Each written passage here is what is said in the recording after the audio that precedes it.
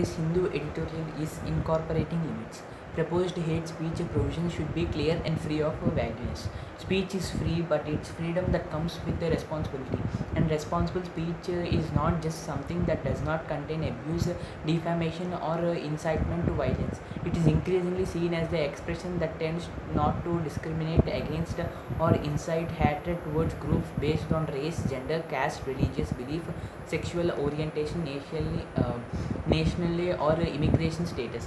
The world has moved away from a free speech doctrine based on a formal equality among different viewpoints to one that discourages the targeting of any vulnerable section.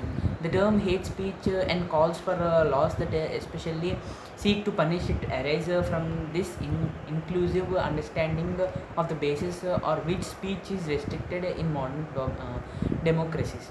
In the backdrop, the proposal to incorporate provisions against hate speech is the penal law is quite welcome. Against a committee appointed by the Union Home Minister tasked with recommending chances in the criminal law is now seeking to formulate new provisions that will make hate speech as a separate offence.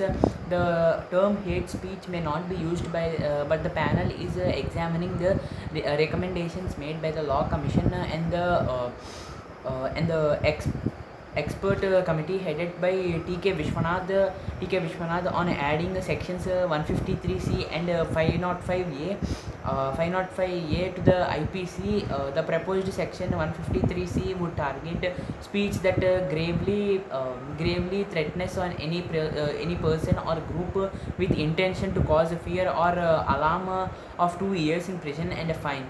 Section 505A, on the other hand, proposes to punish speech or writing that causes fear or alarm among a group or provokes violence against it on grounds race, religion, gender, sexual orientation, place of birth, or disability.